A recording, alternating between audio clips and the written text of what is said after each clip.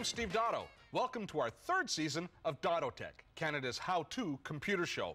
We're kicking things off with a bang this season. We're going to begin with a look at some must-have solutions for the students in the audience, or must-get for the students in your home if you're a parent. We're going to begin, though, by looking at the best way to protect and maintain our computer, both in software and in hardware. There's two different aspects to maintenance: keeping the hardware running smoothly and keeping our software up to date and maintained. I want to begin today with the most important basic maintenance routines that we should do. The first is keeping our operating system up to date.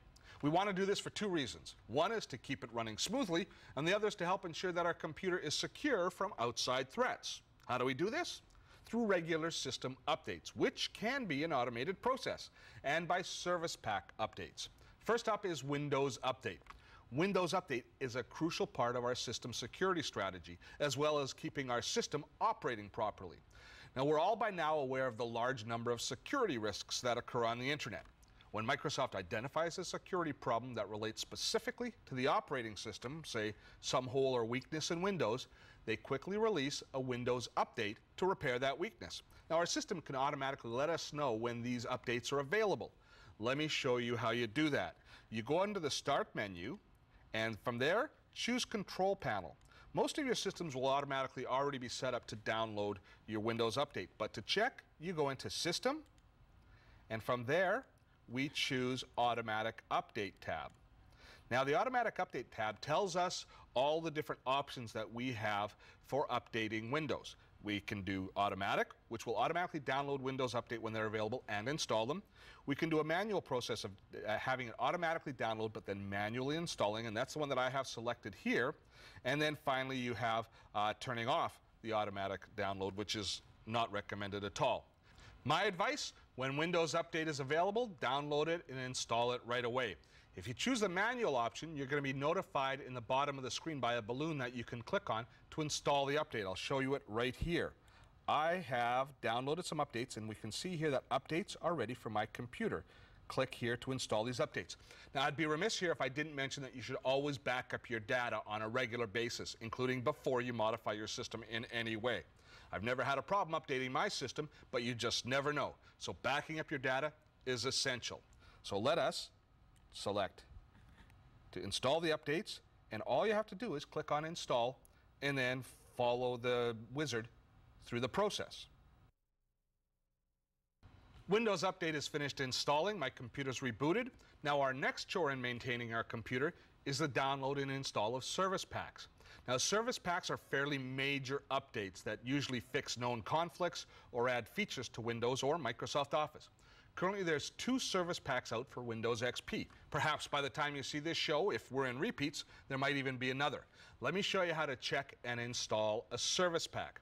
Now, the first thing you should do is disable your virus scanning software. So it goes without saying that you should not check your email or browse the web in the middle of this process. Now, I usually go in the web browser to windowsupdate.microsoft.com, or you can do a search to find the page, or even easier than those two options, in Internet Explorer. If you take a look here under the Tools menu is a permanent link to Windows Update. When you go there, Microsoft now scans your system to see what updates you've already installed and what steps you have to take in order to install the service pack. So you're going to have to be patient.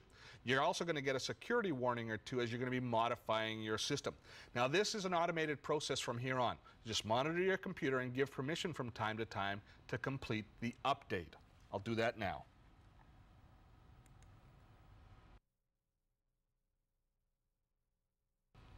Service pack successfully installed. My system is up to date.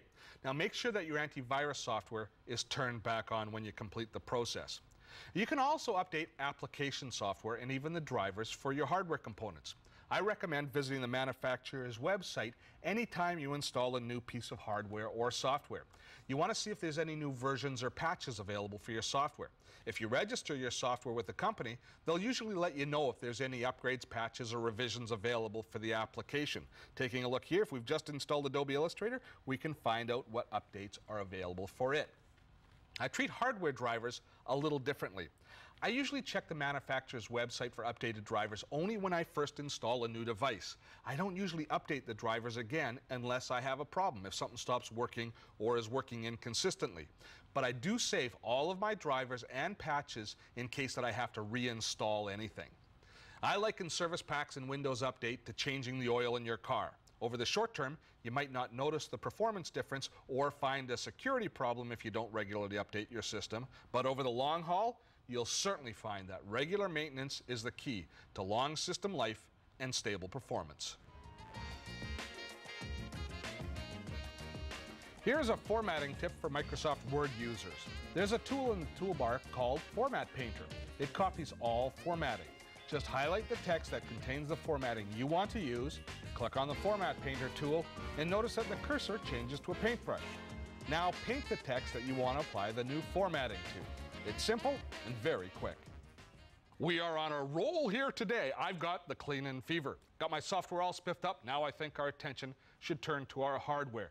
There's a few things that we should regularly do to clean and maintain our gear. And let's start with our displays because they're most often abused. Now, easiest to clean are these old-fashioned CRT type displays. That's because they got hard glass screens that we can wipe clean with any soft cloth and just a regular commercial glass cleaner. The biggest thing to remember as far as these are concerned is don't spray the cleaner directly on the monitor itself. Instead, spray it onto a cloth before and then apply the agent to the monitor with the cloth. Once you've done the screen, you can wipe down the rest of the case itself and wipe over all the vent holes with the cloth and gather up all of the dust.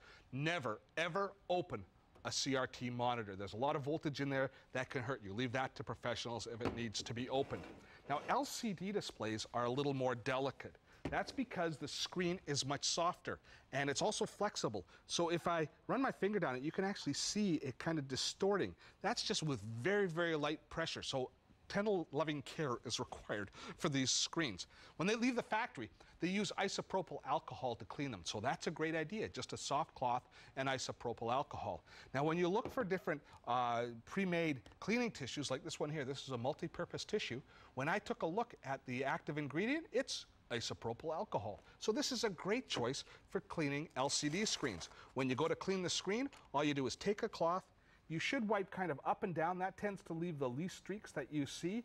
And always clean the screen first, and then you can use the cloth to clean the bezel and the outside. The reason you do the screen first is you can pick up dust and other grit when you clean the outside that you don't want to transfer and possibly scratch the screen. So screen first, the outside later. And never, ever use ammonia-based cleaners or any gritty cleaners on LCD screens. Ammonia will actually dry out the plastic in the screen, turn it yellow, and make it brittle. But I really like these dedicated cleaners. I think they work really well for LCD screens. Now, as far as our peripherals go, the best single investment you can make for cleaning your keyboard is a can of air. That's right. With a keyboard, all we do is I take it and shake it out. Most of the stuff should fall out if there's anything in it. If keys fall off, pick them up and try and put them back in the right place. Now, as far as actually cleaning the keyboard, once you've shaken it out, the canned air works really well. You just point it at an angle into the keys and work your way up and down, and that will clean all of the dust and any loose crumbs that happen to be in there quite nicely. Now, one thing when you use these cans of air is always keep them upright when you're using them. If you turn them to the side, if there's any impurities in the can, it'll come out more likely if it's on its side. So keep it upright, and that way you're just using a cleaner air, a cleaner blow of air, so there's nothing going to be left behind. Now, as far as the keys themselves are concerned, just wipe them down with a mild cleaner and soft keys. That's really nice to disinfect them, especially if the computer's used in a public place. Now, I know this is going to fall on deaf ears, but the biggest thing you can do to keep your keyboard clean is keep food and drink away from it. I know, you're like my kids. I tell them not to watch TV and eat at the same time, and they do. So you're going to bring your coffee, you're going to bring your muffins, you're going to get crumbs in your keyboard, and you're going to spill things on your keyboard from time to time. What do you do when you spilled something on your keyboard? Well, you can rinse it down with clean water and turn it upside down and hope that it's going to dry and work properly. Probably leave it for up to 24 hours to dry completely and see if it works. If it doesn't, you can take it apart. You can take some keys off. Make sure you notice where they go back so you can put them back in the right order if you get it working. But as soon as you start taking it apart and cleaning it, you got to be psychologically prepared at that point to be purchasing a new keyboard because the repair percentage is pretty low. Most of the time, you're going to find it was an exercise in futility and you're just going to end up going going out and buying a new keyboard. So the best thing is, don't spill anything on them. What about the mouse? Well, for the newer mice, the optical mice, you can just wipe them down with a mild cleaner, or even use your cleaning cloth that you've just used on your monitor to wipe it down. Older mice, the mechanical mice that had a ball here, the thing that we should do with them is replace them. Get a new mouse. It's well time. Let's move over to the computer itself. Now, keeping your computer clean is a very important factor in the life of the computer, because a cool computer is one that's going to last for a long time. The thing that causes computers to overheat quite often is a buildup of dust and gunk on the inside. And you can see with this computer, there's a lot of dust and gunk on the inside. The outside, wipe it down with a lint-free cloth. Once you've opened the case, it's a combination of blowing and sucking with a vacuum to get rid of all of the dust. And the things that you really want to make sure you clean well are the heat sinks and the fan, to make sure that there's good air flow through it. Now, people are a little bit concerned about vacuuming out their computer because they're sticking things into their computer and they're concerned about static electricity, that sort of stuff. Believe it or not, the best thing to do is actually leave the computer plugged in, because then it's grounded. Have it turned off, leave it plugged in, and then you can clean it. If you feel uneasy about having a plugged-in device and working around it and cleaning it, then by all means, unplug it, but then use an anti-static strap to make sure that you don't have an accidental discharge of static as you're cleaning it. I'm going to get this one started. I got my sucking happening, got my blowing happening, and you just work your way around, and little shots of air, and the vacuum will hopefully get it clean over a fairly short amount of time. Woo! Boy, oh boy. You know, how often your computer's going to need this sort of cleaning is a factor of the environment that you're in. If you're a smoker, or if you've got a pet that sheds, you might have to clean out your computer more often than a person who has allergies, who keeps their house as dust-free as possible. On the average, every 6 months or so is not a bad routine to get into. Just make sure you keep the fan working as well as and efficiently as possible, dust-free, running smoothly. A little computer maintenance is going to go a long way to protect your investment in technology. And yes, I do Windows.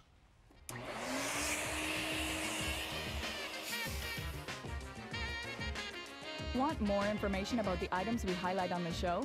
Then make sure you drop by our website at dottotech.com. You'll find details about the products we cover, the latest news in technology, and lots of cool features. Outfitting kids for back to school has become something of a perverse pleasure for me.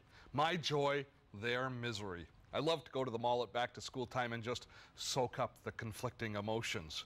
Now, let's talk about hardware for the students, specifically printers. Now, in so many cases now, I think that one of these, a multifunction device, is a much better solution than a printer. And in a student's room or a dorm, I think it is definitely the case. This is Epson CX 4600, and it's tailor-made for students. Why? Well, I'm glad you asked. First up, it's affordable. A street price of under $150. That is just ridiculous. But it's how it performs that makes it a great choice for the student. As a printer, it's a basic quality 4-color inkjet printer. It uses Epson's DuraBrite inks, so if you want to print off a high-quality photo, you can, and the results are going to be stunning. But for this particular printer, more often than not, it's going to be office type or student type of work. We're talking about bond paper, printing off reports, projects, some color, but a lot of black and white text. Now, how they support it is with individual ink cartridges.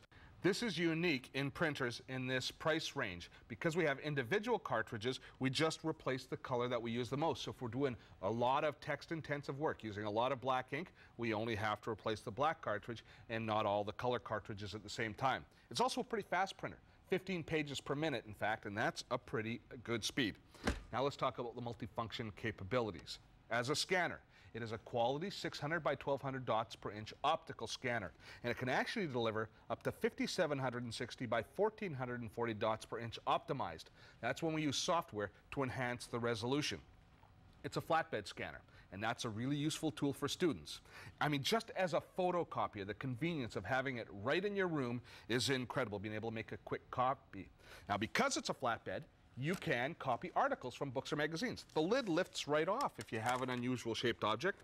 And if you want to make a copy of a magazine, you can just put it down, hit copy, and it's going to make a color copy. I'll print this off to show you. I'm going to print it just on bond paper. You'll be stunned with the quality. Now, as far as software support, they include the Epson Smart Panel It allows us to manage mainly the scanning functions, dealing with photos, scanning in photos in different resolutions, saving them, viewing them, working on different projects here. We can also share our photo. It allows us to compress photos, to share them by email, etc. Or we can also use it to make documents that we want to fax out. So all of that is managed from the Smart Panel software. As far as printing, that's just going to be from the normal printer dialog box out of whatever application you're printing from. Now, they haven't left very much out on the CX4600. It even has media card slots, so you can directly import and print images from your digital camera. There it is. It's printing off this document. It's a small package that carries a big payoff. The CX4600 is a tool that fits the bill. It's got good software. It supports both Macintosh and Windows, and it's able to provide baseline support for simple printing and scanning work. It's also going to deliver the sort of quality, take a look here, that special projects require. You know, it might even ease that back-to-school trauma that so many students suffer from.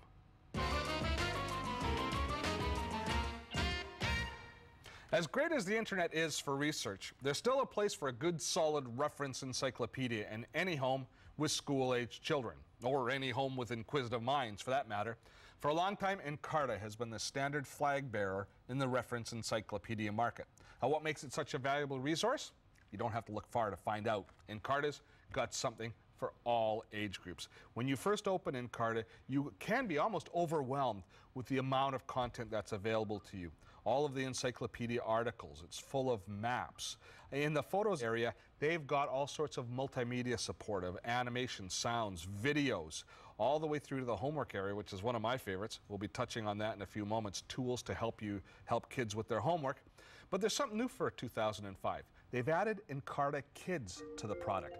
Now, in the past, Encarta was most relevant to kids from the ages of 9 to 16.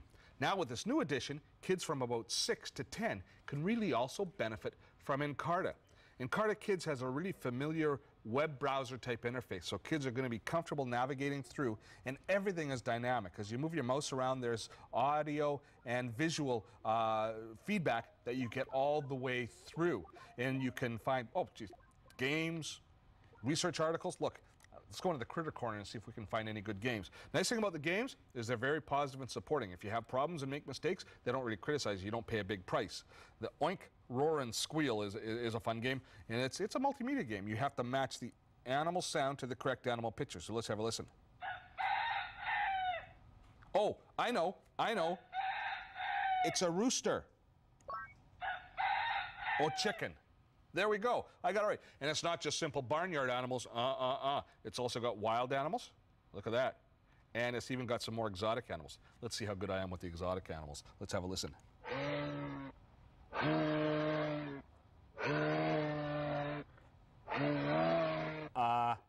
Zebra? Moving along. The age group that we most closely associate with Encarta are those that are aged 9 to 16, those entering and in high school. There are so many tools and features to support this group that we could spend all day looking. Today, though, I want to concentrate on how Encarta is the perfect companion product to the internet for study. Say we're doing a report on volcanoes. We can go to Google and do a search for volcano, and we will come up with over 2 million hits. This is a bit more than we can easily handle. Let's go to Encarta and do the same search. Encarta comes up with a far smaller list with much more appropriate results. Encarta is going to find the information from within Encarta, but also on the web.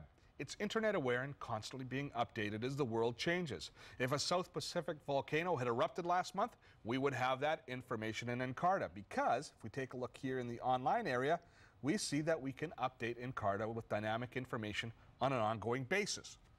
But just finding information is only the first step to actually doing your schoolwork. Old encyclopedias provided lots of information, they just couldn't assist us in actually creating the reports and projects. Take a look at this. This is my new favorite tool in Encarta. It's called the Researcher. What the Researcher does is it allows us to gather all sorts of research from different sources together and use it to finally build a report. It works within Encarta, but it also works in Internet Explorer. Let's go back to that Google search on volcanoes, and we notice here that I've got an extra tool at the top of Internet Explorer. This was installed by Encarta, and it installs the Researcher in Internet Explorer. So if I find, say at the Smithsonian site, some information that I want to include in my report on volcanoes, I just have to then click on the researcher here, and it opens a new pane for me, which allows me to find information on the web. Once I've found something, I just select that information and then click Add to Researcher, and then it copies that information into my researcher and it makes a note of where I got it from and what it is. I can take a look at all my research here just by working my way through the researcher. But the best part is here at the bottom of the researcher. It is Build My Report. What Build My Report does is it takes all of the documentation that we've gathered together and builds it for us in a single document. It'll build a web page for us. It'll also build it into a Word document. I click Build, and all the information is gathered together into a single document. This is absolute magic, but it gets better. Take a look here at the bottom. So remember when you were a kid and you were doing projects in school? It was okay writing the project, it was okay finding the pictures, all that stuff was fine. What was a real pain in the butt? A pain in the butt was documenting your sources, doing your footnotes, and your bibliography. This is where so many of us fell flat on our face as far as our projects were concerned, and a lot of C's were delivered when we could have gotten B's or A's because this part wasn't done. It's all done for you automatically. I absolutely love this feature. We only have time to scratch the surface today with Encarta. Browsing through the menu options, I see feature after feature that I'm just chomping at the bit to tell you about. It is a resource par excellence for any home. If your spell checker identifies unique spelling as incorrect, you can add those words to a user dictionary. For example, in this document, the word color is identified as misspelled. Just right-click on the word and add to dictionary. Now Word will allow for the unique spelling. This works for colloquial spelling as well as proper names and professional terms. I hope you got a lot out of today's show. Chores are by nature boring, and maintaining our computer is no different. But when things start breaking down and you spend a few hours or a few days up to your elbows in CDs restoring and rebuilding your computer, well, you wish you'd been a little more proactive in keeping your system maintained and up to date. Just remember a few things. Back up your data before you do any maintenance routines, either in hardware or in software. Never squirt any cleaning solutions on any electronic components. Always squirt them onto a cloth and then apply the agent that way. And be careful of static discharge. They can ruin a component. Especially vulnerable are your video card and your memory. And while you're updating and cleaning your system, you might consider cleaning off old files and defragging your hard drive. Might as well get all the chores out of the way at once. No, don't thank me. It's my job. We'll see you next time.